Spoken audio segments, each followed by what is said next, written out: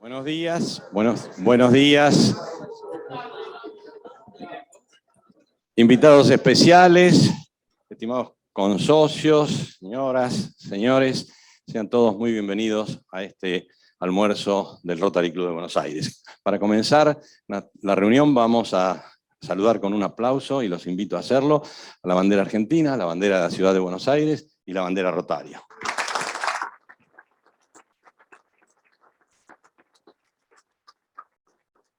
Muchas gracias. Pueden tomar asiento.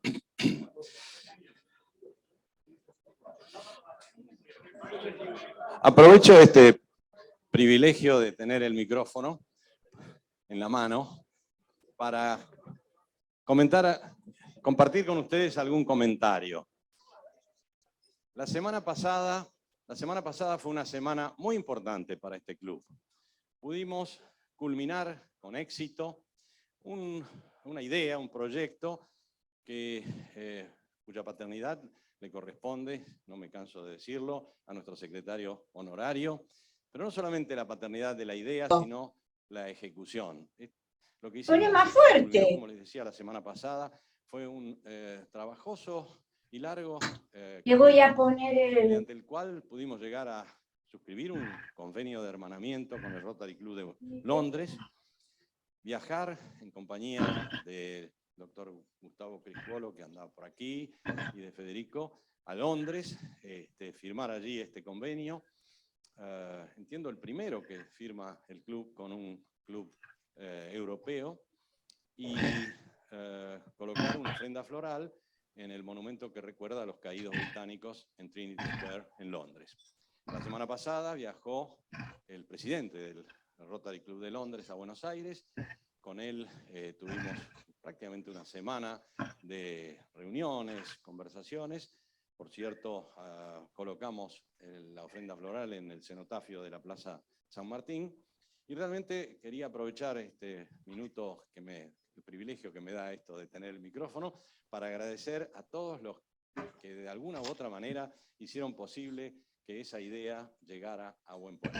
De modo entonces que formalmente les agradezco a todos los que tuvieron algo que ver con esta muy inteligente propuesta, que creo que tiene o está en línea con algo que dijo Paul Harris.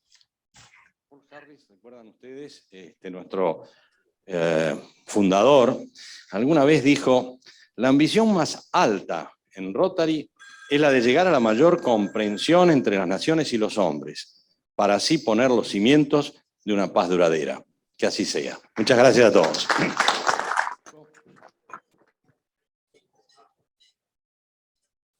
Señoras, invitados especiales, amigos rotarios, muy buenos días. Preside la reunión bajo un formato dual del miércoles 6 de abril de 2022 el doctor Juan Llamazares, quien se encuentra acompañado por su hermana Ana.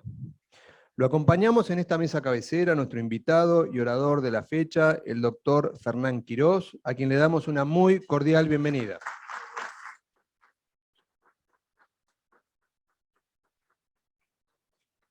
Nos hablará sobre pandemia, reflexiones y aprendizajes. El orador será presentado por nuestro consocio Sergio Huitis y será entrevistado por la periodista Clara Mariño, quien también coordinará las preguntas que se le formulen. Les recordamos a los consocios que podrán hacer llegar sus preguntas a través del WhatsApp del club 11 24 64 96 31. Acompañamos asimismo al señor presidente sentados a la mesa cabecera, el expresidente Emilio Dumé y los consocios Sergio Huitis, presidente del capítulo de médicos rotarios, Alberto Massa, Jorge Lemus, Miguel Galmés, Silvio Tati y Javier Lozada. Especialmente invitados nos acompañan la señora Silvana Figar, esposa de nuestro orador, el señor Patricio Clusellas, invitado por nuestro presidente, y mis amigos, el doctor Mauro Calvo, vicepresidente de Compliance de la firma Fresenius Cavi, y el doctor Alejandro Kohn, director médico de Fresenius Medical Care Argentina. Nos acompañan también la señora Alicia Padilla, del Rotary Club de Libertador Recoleta, el señor Alejandro Barajona, invitado por el consorcio Enzo Grillo, el señor Daniel Riedler, CEO de Transportadora de Gas del Norte, invitado por nuestro consorcio Steven Weiner, y el señor Leandro Cano, director de prensa de nuestro orador. El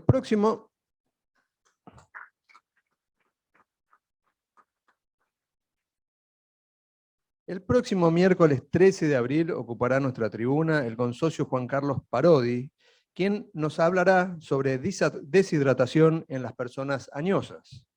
Avisos parroquiales. En el marco del hermanamiento con el Rotary Club of London y a propósito de un próximo viaje que realizaré, he sido invitado como orador para hablar en el Rotary Club de Londres el próximo 9 de mayo durante el almuerzo de nuestro club hermano, a fin de compartir nuestra experiencia relacionada con nuestro comité del futuro. Aprovecharé la visita para seguir conversando sobre nuevas iniciativas a desarrollar en conjunto, que en su oportunidad serán sometidas a la Junta Directiva de nuestro club. Quiero aprovechar este espacio para compartir con ustedes una porción del texto del artículo de Claudio Zukovicki, publicado en el Diario de la Nación el pasado 3 de abril. Inicio de cita. ¿Sabían que apenas el 14% de la educación primaria argentina tiene jornada extendida a pesar de que existe una ley? ¿Sabían que el 50% de las escuelas argentinas no tiene agua potable ni cloacas? ¿Sabían que el 43% de los alumnos del último año no tiene los conocimientos mínimos básicos? ¿Sabían que según un informe presentado por el Observatorio Argentinos por la Educación, solo hay 4 jurisdicciones en donde el 65% de los alumnos termina el secundario en tiempo y forma? Ciudad de Buenos Aires, Tierra del Fuego, La Rioja y La Pampa. En el resto de las provincias, apenas solo un poco más de la mitad del alumnado logra graduarse. ¿Sabían que en los sectores más pobres, más de 6 de cada 10 estudiantes abandonan o repiten durante su trayectoria escolar? Cada 8 minutos, repito, cada 8 minutos un alumno argentino repite o abandona la secundaria. La pobreza es más del doble entre quienes no pasaron del secundario. Claramente el paso del tiempo agrava esta brecha educacional. ¿Vamos a quedarnos inmóviles esperando que ello pase? ¿Habrá otra oportunidad de dar vuelta a este círculo vicioso? Fin de la cita. Queridos amigos, frente a esta realidad que nos interpela, los invito por favor a ponerse en contacto con nuestro capítulo de educación y sumar sus corazones y bolsillos conmovidos. Algo más tenemos que hacer como sociedad y tiene que ser algo distinto de lo que venimos haciendo, porque evidentemente lo hecho hasta ahora no funciona ni está dando los resultados esperados. Para finalizar, quisiera mencionar una frase inspiradora de María Teresa de Calcuta. A veces sentimos que lo que hacemos es tan solo una gota en el mar, pero el mar sería menos si le faltara esa gota de agua. A todos ustedes, muchas gracias por acompañarnos y sean muy bienvenidos al Rotary Club de Buenos Aires. Hola amigos, buenas tardes. Hoy tengo el placer de presentar al doctor Quirós, diploma de honor de la UBA, destacado médico del Hospital Italiano y ministro de Salud de la ciudad desde diciembre de 2019. Quiero destacar acá no solo sus cualidades profesionales, sino la facultad de quien en cumplimiento de sus funciones manejó con sobriedad, criterio y objetividad los momentos más difíciles de la pandemia que nos tocó vivir, sobre todo en un contexto no del todo favorable para el gobierno de la ciudad. El plan de vacunación se cumplió de acuerdo a las pautas establecidas con una eficiencia pocas veces vista. Todo esto muestra a las claras la capacidad con que el doctor Quirós se desempeñó en momentos inéditos, no solo de la historia argentina, sino de la historia mundial. Bienvenido, doctor Quirós, al Rotary Club de Buenos Aires. Lo invito a ocupar nuestra tribuna.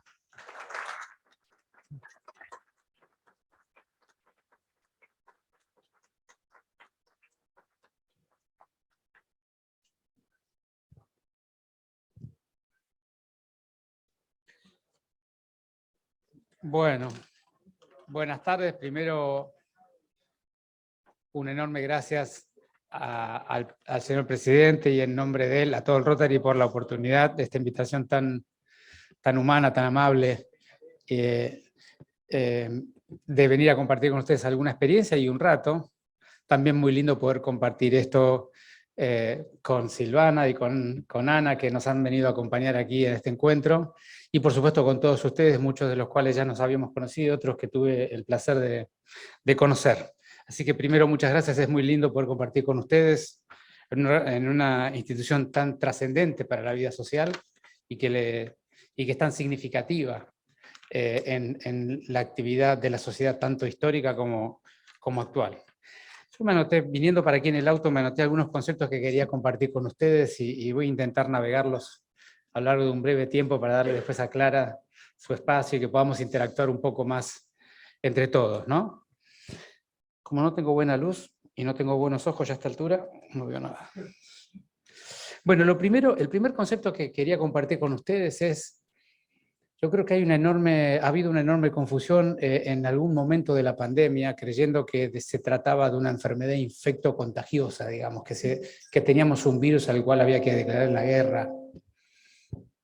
A mí me parece que quedó bien claro con el paso del tiempo que en realidad lo que nos pasó fue una catástrofe social multidimensional que inicialmente fue generada por un virus, pero que concluyó e impactó en todos nuestros principios, valores y modos de vida, y sobre todo le pegó a un aspecto del ser humano que es enormemente trascendente, que es los niveles de incertidumbre que cada ciudadano, que cada sociedad son capaces de gestionar y administrar.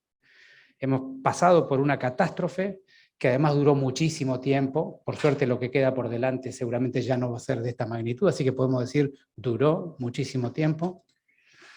Esa catástrofe nos modificó la vida diaria, nuestra forma de trabajar, nuestra forma de vincularnos, nuestra forma de mantener nuestra estabilidad emocional y nuestros vínculos, nuestra forma de sentirnos seguros, nuestra forma de enfermarnos y nuestra forma de cuidar las enfermedades que no eran vinculadas a esta pandemia. Es decir, se nos modificó la vida de un día para el otro y sobre todo lo más dramático, como les decía, es que nadie tenía verdadera certeza de qué se trataba, de cómo se cuidaba, de cómo iba a seguir y además cómo iba a impactar eso en la humanidad. Y hay algo que, como yo les contaba, que nos preparamos muy poco a lo largo de la vida para algo que verdaderamente nos pasa todo el tiempo, que es gestionar grados de incertidumbre.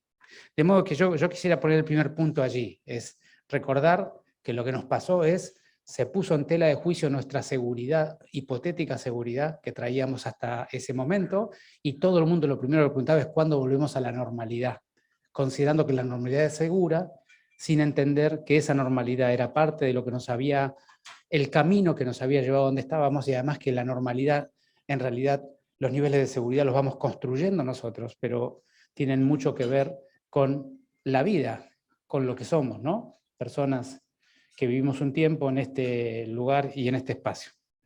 El segundo concepto que quería compartir con ustedes es que desde mi convicción más íntima, y lo pude expresar y lo pude vivir, tenemos una visión de los líderes un poco, a mi juicio, que ya no complementa, no interactúa de manera muy apropiada a lo que es la vida actual, ¿no? Las sociedades actuales y modernas.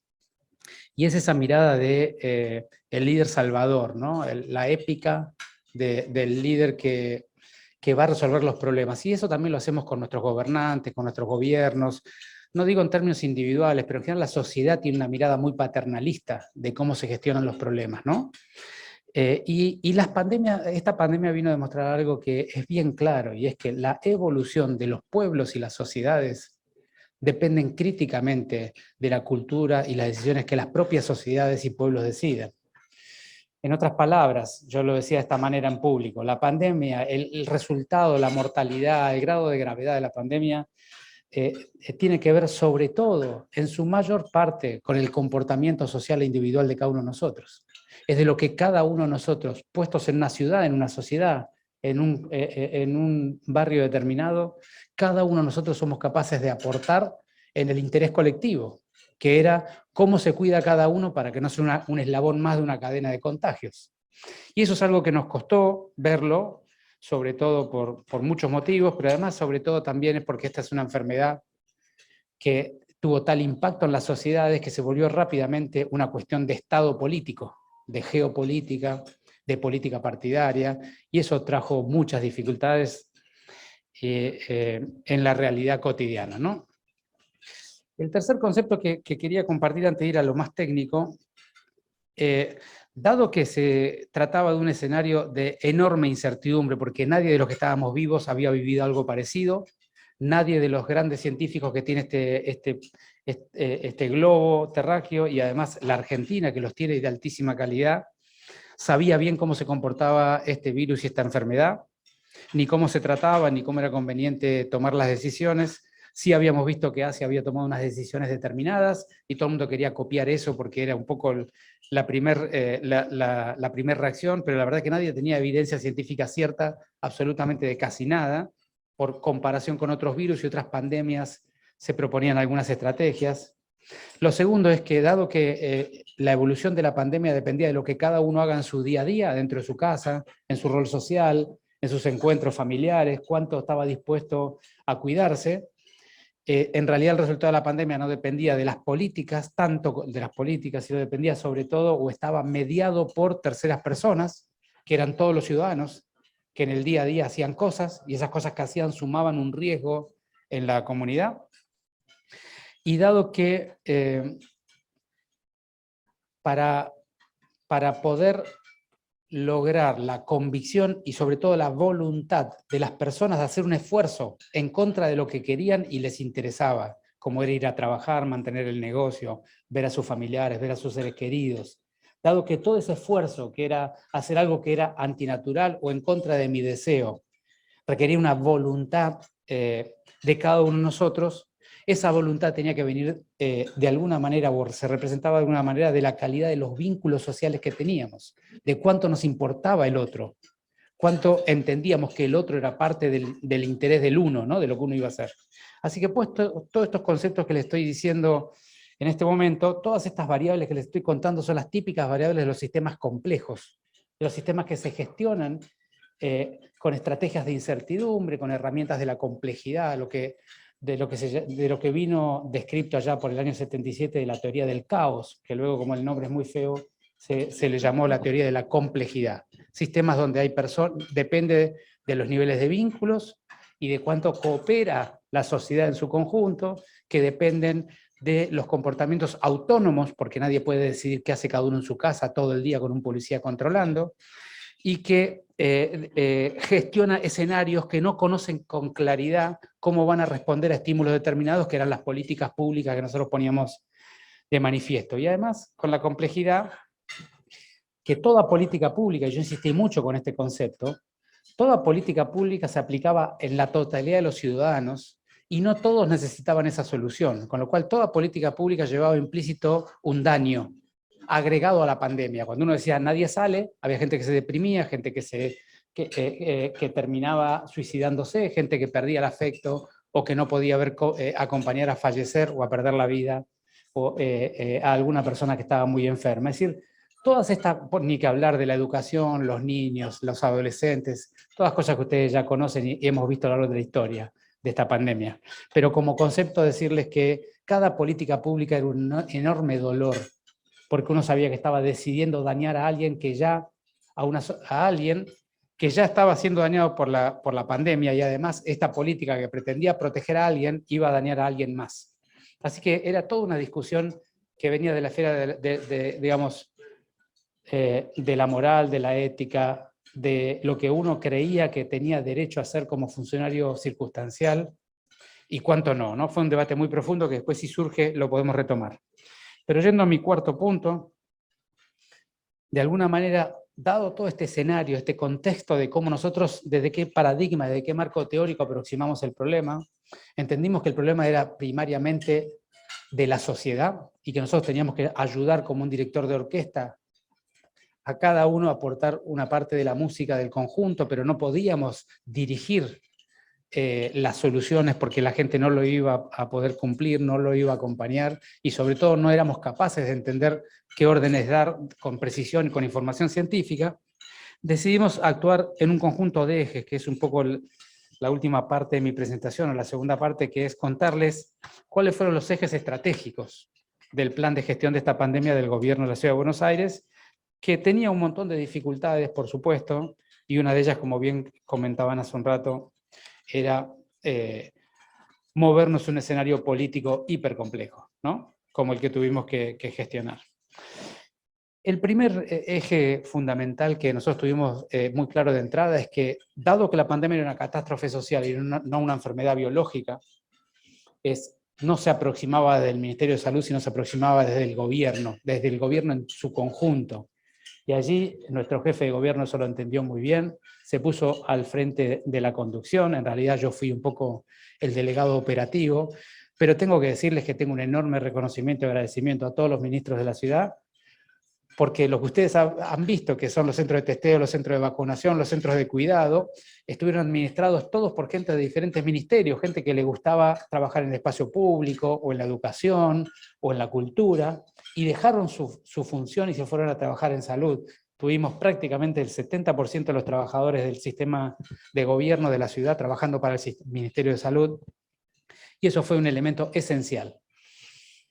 Y entendimos que el trabajo de desarrollo humano, el trabajo territorial, el trabajo de acompañar a la gente que estaba aislada, o estaba sola, o que había perdido sus vínculos, o que necesitaba acompañamiento o ayuda para acceder a los alimentos, en fin, una enorme cantidad de gente que necesitaba ser transportada de manera biosegura de un lado para el otro, así que el grupo de transporte, en fin.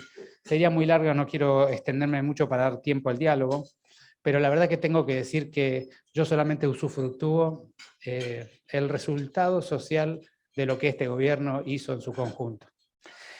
El segundo punto, que me parece muy importante, es que si uno tenía claro que el resultado de la pandemia era lo que cada uno de nosotros hacía de manera independiente y libre en la sociedad, lo que era más importante que yo tenía que hacer es llevar información clara, transparente, precisa, certera, científicamente válida y sobre todo honesta de lo que estaba pasando. Y no importaba si eso me desperfilaba como ciudadano o como funcionario, si ponía en tensión mi espacio político, si no me aprovechaba de sacarle ventaja a algún error que había cometido el adversario. No importaba nada de eso, porque si yo me equivocaba en llevar la información a la gente, de manera que la gente tome decisiones autónomas y sabias, entonces la pandemia iba a generar mucho más daño. Así que eso fue un eje que yo trabajé muchísimo, mucha gente me lo valora y me lo agradece. La verdad que el motivo por el cual lo hice es básicamente porque soy el ministro de Salud y tenía que gestionar esta pandemia, y para eso hice un esfuerzo muy fuerte, muy importante, en entender que los funcionarios de turno tenemos que aprender a focalizar. Y focalizar significa poner toda nuestra energía emocional, nuestra energía laboral y nuestra energía intelectual y profesional en nuestras capacidades técnicas y humanas al servicio del objetivo principal. Y que todo lo demás es ruido en el ambiente que hay que tratar de desoír. Porque cuando uno pone el personaje de uno por delante de los problemas, es muy difícil resolverlos cuando la sociedad es la que lo va a resolver. Así que ahí la focalización o el foco, la información transparente y ser lo más honesto que pude. En cada momento les aseguro que lo que dije era lo que estaba convencido que tenía que decir. En ningún momento dije nada que no estaba convencido, y eso lo puede decir el jefe de mi prensa, que está paradito allá, que no pudieron ponerme en ningún discurso, en ningún lugar, nunca una sola palabra de lo que yo iba a decir, porque sabían que lo mejor que teníamos que hacer era esto que estamos haciendo, ¿no? Que era hablar con la mayor transparencia y honestidad posible, que no significa con la verdad, porque la verdad en una pandemia es una construcción colectiva. La verdad es lo que el conjunto de la sociedad opina, pero sí lo que yo veía como información, porque era un elemento privilegiado de la sociedad, y la sociedad necesitaba tener información precisa para tomar decisiones. El tercer aspecto fueron las estrategias de los canales de comunicación, y acá hay un tema también importante, y todo de alguna manera, como decía Pancho Ibáñez, todo se vincula con todo, ¿no? Y si es cierto que la pandemia la gestiona la sociedad, y la sociedad es autónoma para decidir por su cuenta, de hecho es un poco lo que hoy está pasando en la evolución de las pandemias en los países del mundo, y uno le tiene que dar información a la gente para que informadamente o con buena información tome sus decisiones de cómo cuidarnos y cómo cuidarse. Entonces es indispensable los canales de comunicación, pero los canales de comunicación no son nunca unidireccionales, porque esos son bajadas de línea. Los canales de comunicación son estrategias, metodologías donde uno puede vincularse y dialogar con alguien que es una sociedad, que es una comunidad que estaba bajo mi responsabilidad, que era la porteña, y los ciudadanos porteños de múltiples miradas, perspectivas, ideologías, niveles socioeconómicos y responsabilidades sociales, tenían algo para entregar, y yo tenía que encontrar los canales de cómo acceder a ello, ¿no? Y para eso trabajamos muchísimo, con diferentes estrategias, con visitas territoriales, con gente que ha trabajado muchísimo en el territorio, vinculándose con la comunidad, y por otro lado, por supuesto, también escuchando, viendo las redes sociales. Yo leo todas mis redes sociales, leo todos los mails que me mandan, absolutamente todos, después de leerlos los derivo, y por supuesto que los canales de comunicación masiva, los periodistas como interfase con la comunidad, pero también la comunidad a través de los canales. Así que usamos todo lo que tuvimos, y la verdad que lo hicimos con la mayor dedicación posible, entendiendo que el canal de comunicación y la bidireccionalidad eran dos instrumentos tremendamente esenciales para que no nos encierren en un tupper, ¿no? Como a algunos le pasa, que cada tanto parece que estuvieran dentro de un tupper. Eso hizo, obviamente que el canal tiene que venir de la mano de una sensibilidad, de una empatía, de una capacidad de escucha, de un entendimiento que en escenarios de incertidumbre todos estamos para aprender. Todos estamos para aprender, porque por eso es incierto. Y la construcción de cierto entendimiento de un sistema complejo, que es incierto, requiere de entendimiento de todos los componentes que están dentro del sistema. Y por eso es que trabajamos tanto en tratar de entenderlos. Lo hicimos mejor o peor. A mí me gusta una frase que repito en todos los lugares, tal vez no es el ámbito correcto, pero repito en todos los lugares donde estoy con gente que trabajó en la pandemia, y es también un paso importante en pedir disculpas por todo lo que no supimos entender y los daños o las dificultades que hubo que no supimos anticipar y evitar, ¿no? Porque si no, uno explica de lo que cree que hizo bien, y la verdad que hubo demasiado daño para pensar que uno hizo todo bien.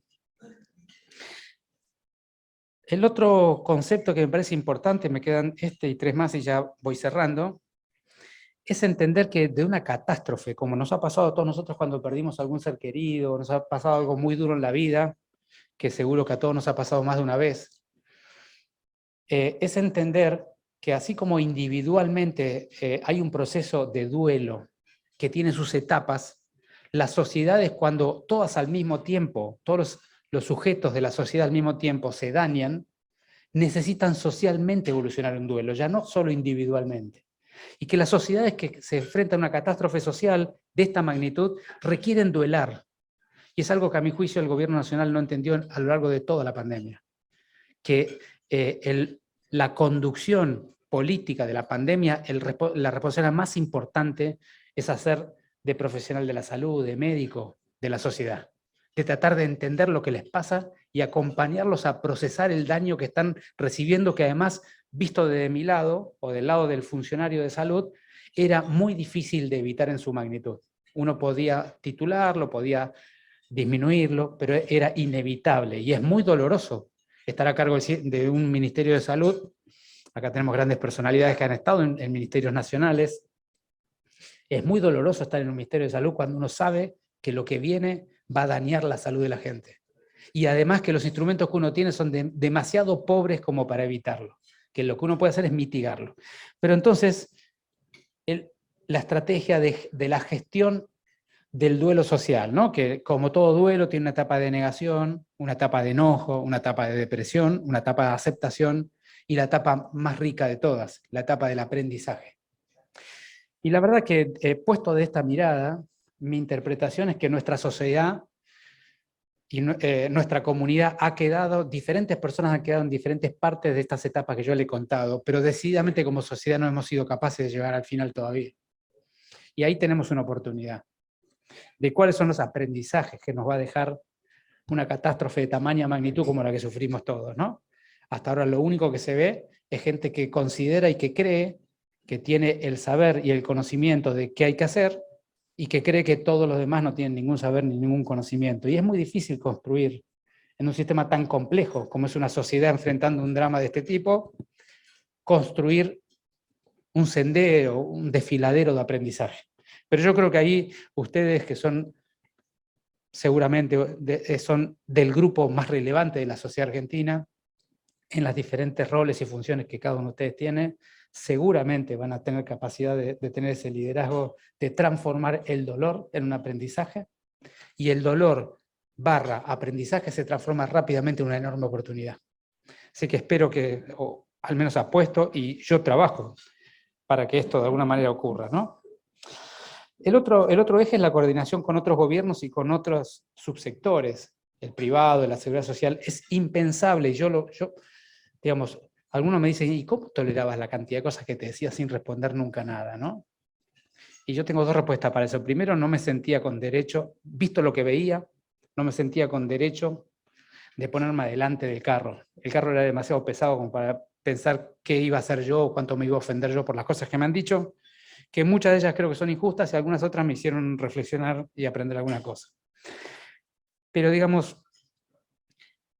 el principal motivo por el cual yo nunca contesté nada y nunca critiqué a nadie y siempre me dediqué a explicar lo que pasaba en mi territorio y en ningún otro lugar, aunque tenía mucho para decir de muchos errores que se cometieron a mi juicio, es que es inexplicable una sociedad que está sufriendo tanto ver a sus líderes discutiendo quién tiene razón. Es inexplicable. Nosotros lo vivimos en una crónica histórica que es la Argentina, ¿no? Hace tal vez 50 años, pero yo que lo vivo como un adulto que puedo interpretar y entender, en los últimos 30 años nos hemos pasado esto, ¿no?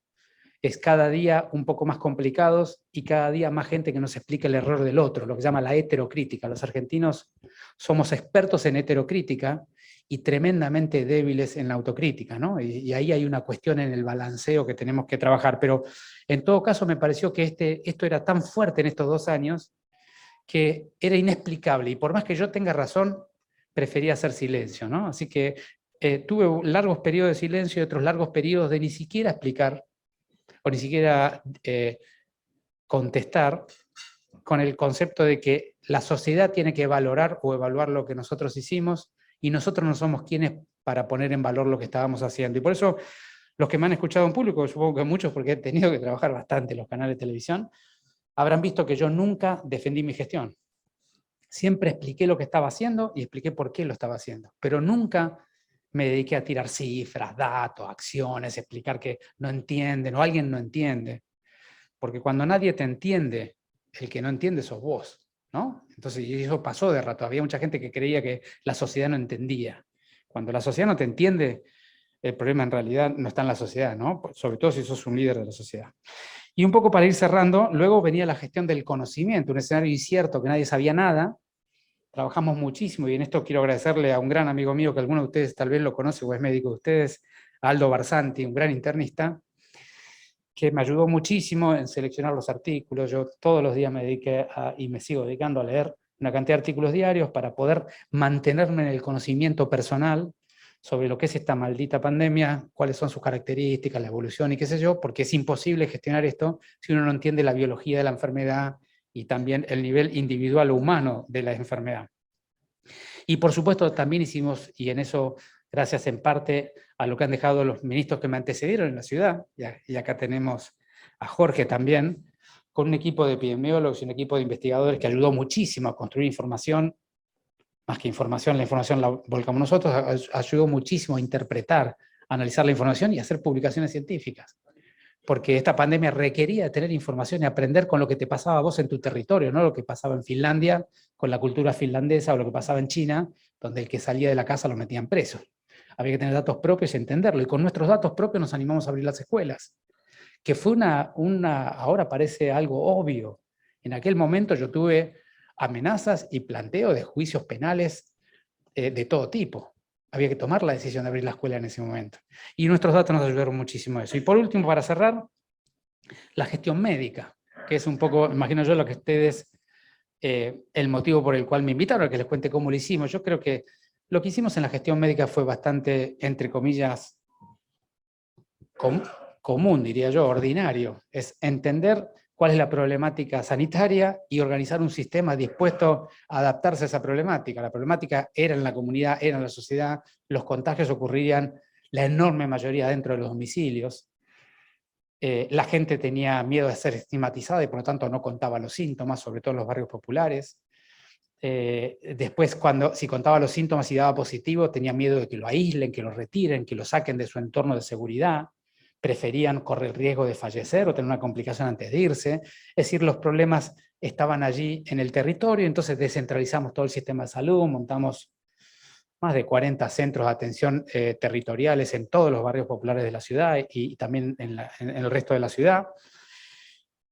Hicimos un sistema de transporte seguro, hicimos las unidades febriles de urgencia para los hospitales públicos, coordinamos con los privados a hacer circuitos de atención particular, y después montamos una infraestructura hospitalaria que fue verdaderamente un esfuerzo enorme, y yo tengo un enorme orgullo de tener un equipo en el ministerio que verdaderamente dejó todo lo que tenía, convencido de que era lo que había que hacer. Trabajamos largos meses, de lunes a lunes, casi sin parar, muchos con continuidad nocturna, para construir un sistema que sea capaz de atender una catástrofe que había puesto de rodillas a los mejores sistemas de salud del mundo. El sistema del norte de Italia, los que lo conocen, establece el sistema público más poderoso que hay en la Tierra. El sistema de Nueva York es un sistema privado de cobertura y una ampliación de infraestructura enorme. El sistema español es el sistema más valorado por las sociedades del mundo. El que mejor califica cada una de las sociedades a sus propios sistemas de país es el español. Y se habían arrodillado todos. Era verdaderamente un desafío enorme. Y nosotros llevamos, solo para darles un dato y ya corto aquí, teníamos 160 camas de terapia intensiva entre todos los hospitales públicos cuando empezó la pandemia, 160. En el pico tuvimos 450 internados y ventilados por COVID en las terapias intensivas públicas. Miren lo que hubiera ocurrido si no hubiéramos sido capaces de montar la ingeniería de la maquinaria, de los compresores, los circuitos de gases medicinales, comprar los respiradores, las camas, que ahí nos ayudó el gobierno nacional, montar las salas de internación de terapia intensiva, los recursos humanos, la enfermería, los terapistas, los técnicos kinesiólogos. Ingresamos 8.500 nuevos trabajadores en 2 meses. La gente de recursos humanos no durmió en esos 2 meses para hacer la selección. En definitiva, esta era la parte más obvia, más fácil, en términos de que es una tecnicatura, que uno sabe lo que tiene que hacer y se llevó adelante, pero básicamente se llevó adelante porque hubo un equipo en el gobierno de la ciudad primero y en el Ministerio de Salud que entendió que la catástrofe era demasiado grave, era demasiado abarcativa en términos de las dimensiones y que el momento histórico nos había tocado estar ahí y la verdad que pusieron el alma y la vida y su profesionalidad para poderlo llevar adelante. Así que en nombre de ellos, muchas gracias.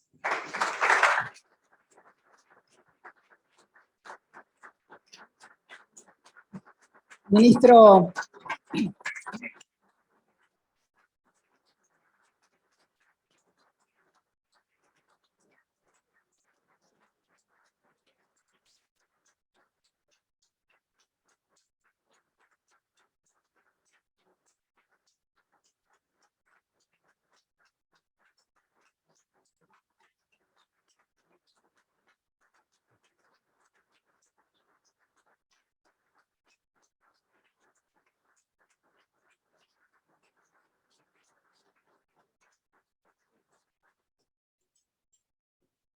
muchas gracias.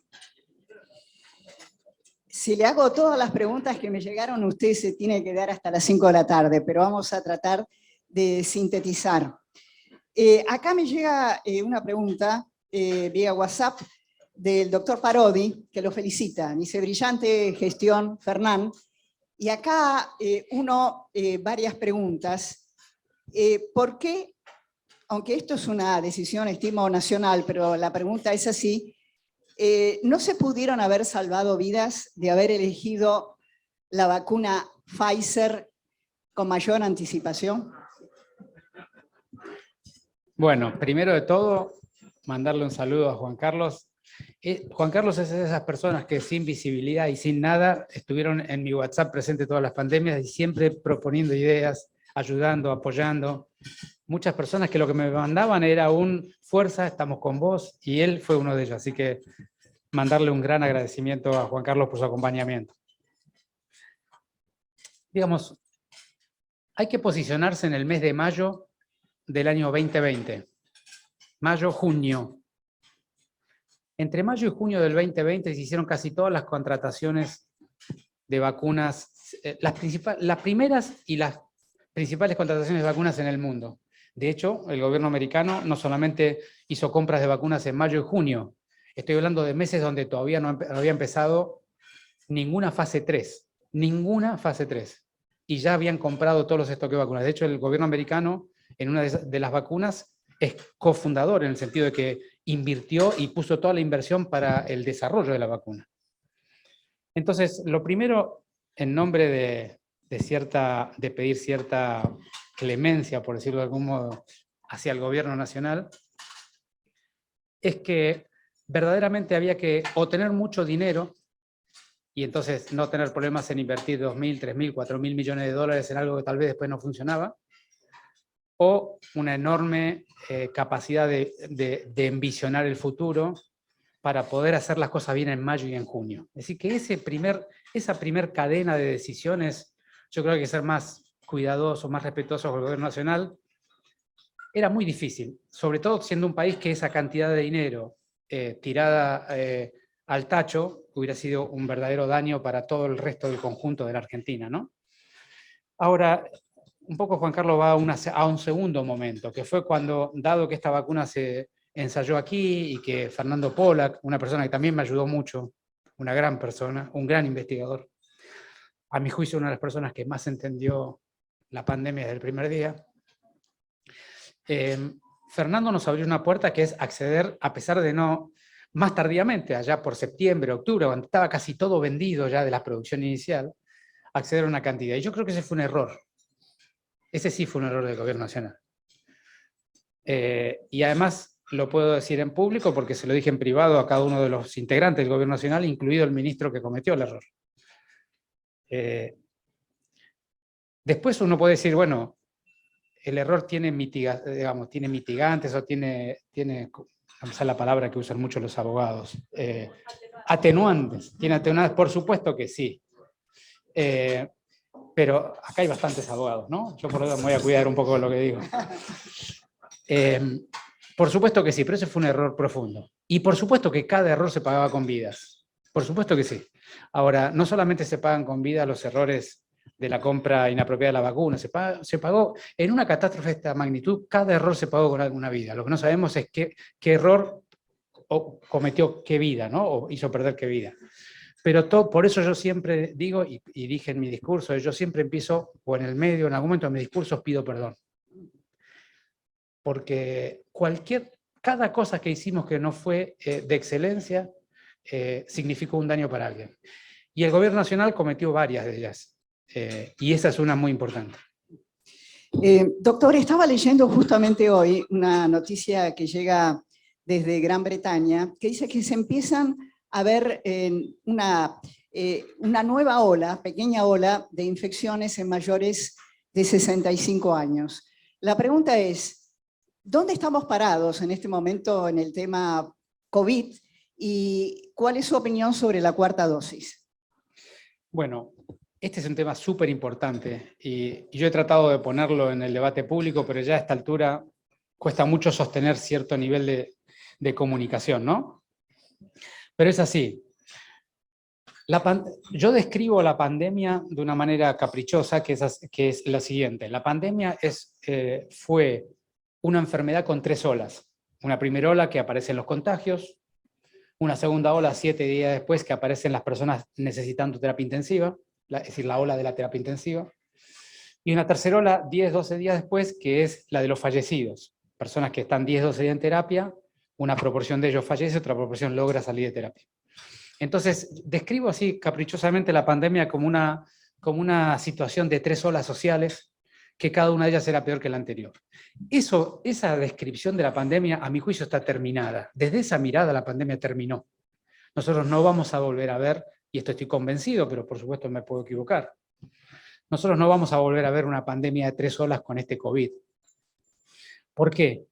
Básicamente porque el motivo de la segunda y la tercera ola es que teníamos la sociedad mundial era susceptible a este nuevo virus porque no había ninguna memoria inmunológica de una cosa parecida y por lo tanto todos nos podríamos enfermar gravemente y no había ningún mitigador, en este caso la vacuna, que nos pueda dar cierto nivel de protección inmunológica. Hoy las sociedades del mundo, y la porteña en particular, tengo datos muy precisos de eso, tiene un nivel de cobertura inmunológica, la sociedad en su conjunto, que hace impensable que vayamos a tener alguna otra situación de 3 olas. Entonces, yo creo que eso terminó. Ahora, la pregunta es, ¿la pandemia terminó? No, la pandemia no terminó. Estamos en una zona de transición. Esta transición se va a concluir cuando el virus empieza a circular normalmente como cualquier otro virus respiratorio. Todavía nos quedan espacios de picos de una ola, que es la primera, la de los casos, la de los enfermos. Entonces hay que discriminar muy bien cuando miramos datos, estamos mirando número de enfermos, o número de enfermos graves, o número de fallecidos. Estamos en el periodo de transición donde vamos a tener todavía olas, pero olas de una sola característica, y yo creo que en el mes de abril o mayo, en la ciudad vamos a volver a tener otra ola. Lo vengo comunicando en público, yo creo que hace 6 meses, ya hace un tiempo. Me gustaba aprovechar la buena noticia del descenso de la ola para avisar cuando venía la próxima, así que desde que empezó a bajar ya vengo avisando que viene una nueva. Pero esta decididamente va a ser diferente. Esta va a ser una ola con mucho menos gravedad y sobre todo con muy pocos fallecidos, esa es mi opinión. Así que si alguien dice terminó la pandemia, no, pero van a volver a aumentar los casos, sí, y eso va a tener la misma gravedad, no. ¿Y de qué depende eso? De que la enorme mayoría de nosotros ha tenido en forma asintomática o sintomática la enfermedad, en la Ciudad de Buenos Aires más del 70%, y que las coberturas de vacunas son del 95% de una dosis, del 92% de la población porteña con 2 dosis, y de casi el 70% con 3 dosis. Y que la combinación de 2 dosis o 3 dosis más la enfermedad es una garantía casi absoluta, no lo es absoluta. Arriba de los 80 años, o personas con enfermedades inmunológicas graves, de daño a la inmunidad grave, a veces pueden no cumplir esta regla que yo estoy contando. Pero digamos, 2 vacunas más una vez la enfermedad son una protección muy potente, sobre todo si la enfermedad fue en diciembre o enero o febrero, donde corrió Omicron, que es la que está volviendo. Entonces yo creo que lo que tenemos por delante es un nuevo aumento de casos, un nuevo cierto debate social. Probablemente tenga que salir a explicar por qué le sacamos el barbijo a las escuelas y la culpa va a ser nuestra de vuelta y demás, todo eso va a ser parte del diálogo. Pero lo que creo que hay que decirle a la sociedad es que ahora, con las herramientas que tenemos, ya el daño no va a ser muy grave. Ocupémonos de estar vacunados de manera apropiada. Y en cuanto a la 4ª dosis, es así. Hoy la información científica no es categórica sobre si la 4ª dosis es necesaria o no. Al menos en el periodo donde todavía estamos transitando o estamos dentro del año de la última vez que contactamos el virus, ¿no? Por la vacuna o por la enfermedad. No es claro. Lo que sabemos es que si uno le da una 4ª dosis a alguien, los anticuerpos le suben, que es lo que demostraron un par de trabajos, pero no sabemos claramente si la persona que tiene 2 o 3 dosis, o con o sin la enfermedad, no tiene suficiente protección de inmunidad celular, que es la que evita la enfermedad grave en el pulmón, como para ya no hacer enfermedad grave, al menos por el año que sigue. Ese es un tema que está muy debatido, hay evidencias a favor o en contra. Entonces, ¿qué les puedo decir yo? Desde el punto de vista técnico, yo creo que sería, digamos, dentro de los 6 meses del último booster, ya sea vacuna o enfermedad, de la última vez que contactaste al virus, en los siguientes 6 meses, dar una 4ª dosis no parece nada razonable. Probablemente a partir del 6º mes, sobre todo por una razón de prudencia, podría ser razonable aplicarla. La verdad es que muy poca gente ha cumplido 6 meses de la última vez que se encontró con el virus, casi nadie, si uno mira bien los datos. Con lo cual es un debate que va a venir para mayo probablemente o junio.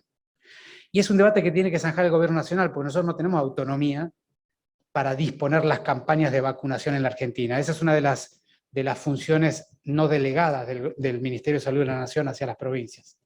Con lo cual tendremos que esperar que la Comisión Nacional de Inmunizaciones, que son los expertos, hagan su aporte al Ministerio de Salud de la Nación. El Ministerio de Salud de la Nación toma una decisión que tendrá que ir de la mano de la compra de las vacunas si es que toma por la positiva. Lo dialoguemos en el COFESA, el Consejo Federal de Ministros de Salud de la Argentina, y decidamos. Pero eso no va a ocurrir antes de fin de abril o principio de mayo. Así que en mayo tendremos una respuesta. Lo que yo puedo decir con cierta convicción intelectual es que todo aquel que tuvo un contacto con el virus en los últimos 6 meses no necesita una nueva dosis todavía. Doctor, acá me preguntan, ¿hay campaña del gobierno de la ciudad para la aplicación de la vacuna de la gripe? ¿Cómo se la intercala con las vacunas COVID? Bueno, intercalar se pueden coadministrar, es decir, no hay ningún problema de darse las vacunas incluso al mismo momento, en un brazo y en el otro, de manera que la coadministración hoy ya está demostrada que no es un problema. El tema de la campaña de gripe, para no generar un nuevo conflicto, estamos casi como al principio de la campaña de COVID. Tenemos mucha gente que se quiere vacunar, pero las vacunas no llegan. Con lo cual, yo no quisiera levantar ese punto, pero mucha gente me pregunta, ¿pero por qué no vacunan para la gripe? Es que en realidad recién hemos recibido, hasta el día de hoy, si yo sumo bien, 120.000 dosis entre las pediátricas y las de adultos, y las de, porque la vacuna de la gripe tiene 3 formas, ¿no? La pediátrica, que es una dosificación especial, la de adultos, de 3 a 64 años con enfermedades acompañantes, y luego la de los mayores de 65 años que viene adyuvantada, es decir, es una vacuna especial que viene con, yo digo, con más potencia, con Bardal agregado, ¿no? Entonces, la verdad es que depende de quién sabe que se quiere vacunar, puede haber vacunas, no puede haber vacunas, pero nos han dado 120.000 en total, y no alcanza, digamos, habitualmente nosotros vacunamos 400.000 por campaña. Entonces, cada semana la producción se produce, se le entrega a Nación, Nación nos entrega una cuota aparte. En la medida que nos va llegando vamos abriendo los turnos, pero nosotros hoy estamos vacunando a los 3 grupos y están todos los turnos abiertos. Lo que pasa es que si uno entra probablemente no haya turno porque no hay vacuna, no porque no queremos dar el turno. Bueno, acá hay una pregunta donde se me señala que ha trascendido algunos efectos adversos de la vacuna Pfizer, y entonces le preguntan a usted cuál es a su juicio la mejor vacuna. Al principio de la pandemia decíamos la mejor vacuna es la que tenés en el hombro, ¿no? Digamos, acá hay un tema, se han usado diferentes plataformas para darle inmunidad adquirida a las personas. El tiempo de transcurso, si bien se han vacunado cerca de 5.000 millones de personas y cerca de 8.000 millones de aplicaciones, creo que los números están por ahí en este momento, el tiempo es suficientemente corto para haber concluido todos los trabajos de farmacovigilancia, el seguimiento un poco más a largo plazo. Pero lo que hoy sabemos es que todas las vacunas tienen efectos adversos y cada uno de esos efectos adversos tiene mayor afinidad por algunos grupos etarios, algunos perfiles ciudadanos o con comorbilidades. Entonces, obviamente, como cualquier medicamento, no hay ninguna vacuna que no genere daño, porque todos los medicamentos tienen efectos adversos y las vacunas también los tienen. Lo que uno siempre balancea es el riesgo del daño de la vacuna contra el riesgo de estar expuesto en la comunidad a un momento tan difícil, y la verdad es que en ese sentido todas las vacunas superaron el rango de ser recomendables. Luego, las vacunas hay que medirlas básicamente con 2 criterios, o 3 si quieren, pero hay 2 que son bien técnicos, que son la eficacia, es decir, la capacidad de la vacuna de evitar que te enfermes. 2, la seguridad, la capacidad de la vacuna de provocarte un daño agregado. Y para cada grupo etario seguramente la respuesta mía será distinta. Si vos tenés que vacunar a un grupo de extremada bajo riesgo de enfermarse, como puede ser el grupo generacional entre 20 y 40 años sin comorbilidad, lo que más te va a importar de la vacuna es su seguridad. Y entonces probablemente te vas a querer apoyar en vacunas de plataformas muy probadas, que son plataformas que vienen de hace 20, 30, 40 o 50 años. Si vos vas a vacunar una persona con enfermedades acompañantes o de alto riesgo de tener una enfermedad, lo que más te va a importar es la eficacia. Y la verdad que, por lo tanto, no hay una respuesta precisa para eso. Lo que sí puedo decir es que las vacunas más seguras seguramente son las plataformas más conocidas, no porque sean las más seguras de todas, sino porque tienen suficientes décadas de evaluación para estar seguro que no va a haber ningún tipo de nuevo encuentro posterior, y las vacunas más eficaces son las ARN mensajero por un lado, y las vacunas con transmisión o con carga adenoviral, sobre todo la vacuna Sputnik, que tengo que decir que fue vapuleada sistemáticamente, y lo que nuestros datos indican que tiene un grado de eficacia muy parecido a las ARN mensajeros, que además tienen de alguna manera cierto acompañamiento de intereses geopolíticos y demás, ¿no? Ahí hay toda una discusión que pasa por otro lado, pero eso es lo que puedo contestar. ¿Cuál es el riesgo de los no vacunados? Bueno, eso está bien demostrado, nosotros acabamos de publicar un trabajo, pero solo para agradecerle al equipo que lo hizo, pero está lleno de publicaciones, digamos. La información científica en esto es contundente. Es estar vacunado con un esquema completo, y completo es variable según todo lo que ya estuvimos hablando, estar vacunado con un esquema completo baja 90% el riesgo de hacer una enfermedad grave y mortal. Y eso es indiscutible. 90% quiere decir que cada 10 personas que se iban a morir antes que estén las vacunas al alcance, en la tercera ola, si ustedes quieren por llamarlo de una manera, solamente murió 1 de cada 10 de las que iba a morir. Esos datos son contundentes en todo sentido.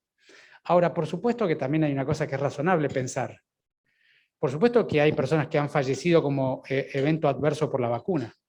O si vos querés decirlo de otra manera, han fallecido en las horas posteriores a vacunarse de una enfermedad relacionable al mecanismo de daño que la vacuna puede generar. Entonces, naturalmente, si vos te aplicaste una vacuna y te hizo un daño gravísimo, sobre el individuo en particular, esa vacuna a ese individuo le hizo más daño que beneficio. Pero cuando hablamos de riesgo epidemiológico, hablamos de la masa de la sociedad. Y la verdad es que las vacunas han salvado probablemente cientos de miles seguro, pero probablemente millones de vidas en el mundo con su aparición tan rápida. Bueno, cerramos con algo que es mitad información y mitad pregunta.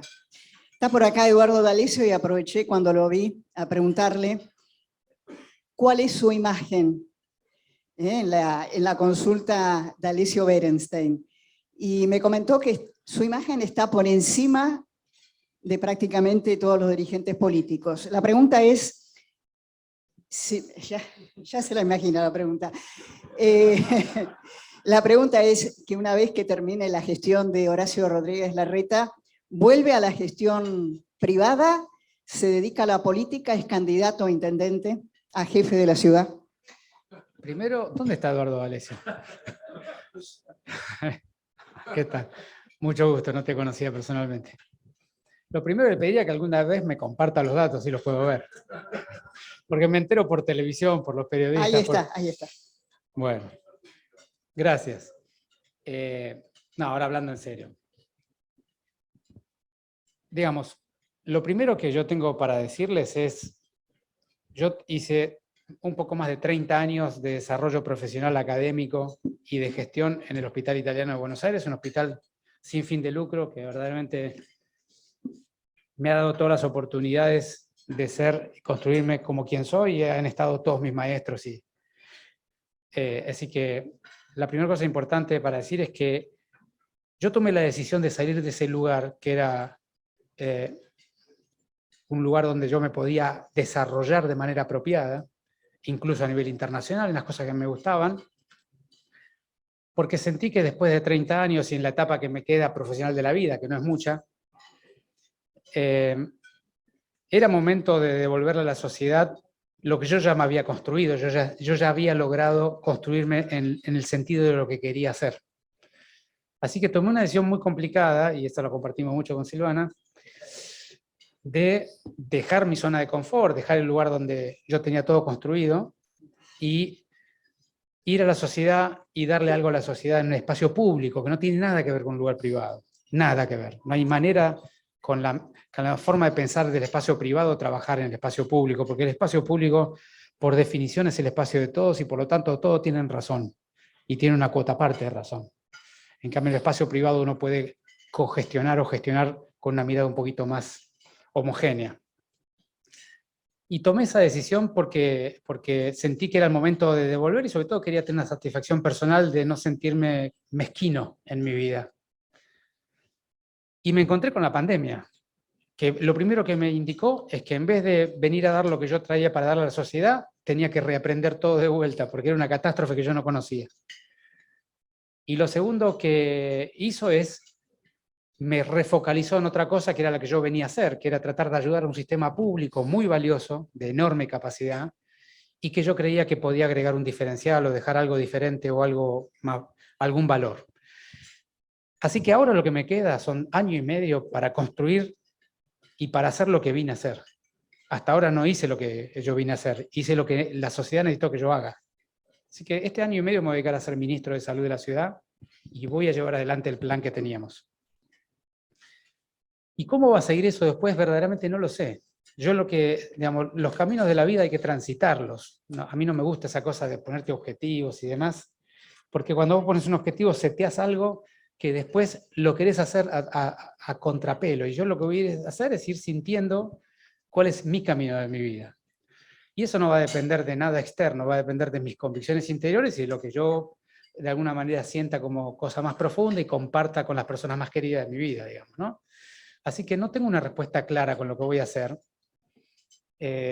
pero sí tengo claro que voy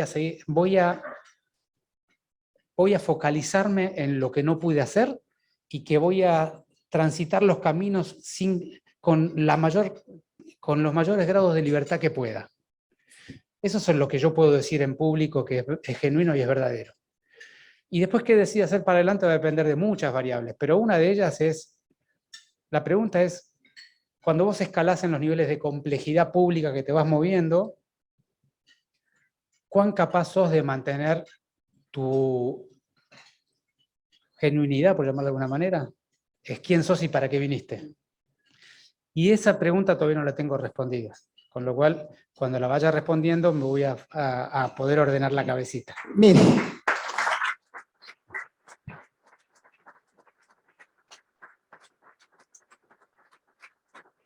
Cuando lo escuchaba, me vino a la memoria una frase del expresidente Cardoso de Brasil, cuando el año pasado le preguntaron qué es gobernar. Y él dijo, gobernar es explicar, explicar y explicar. Tal vez ese sea un comienzo bueno para usted. Gracias, muchas gracias.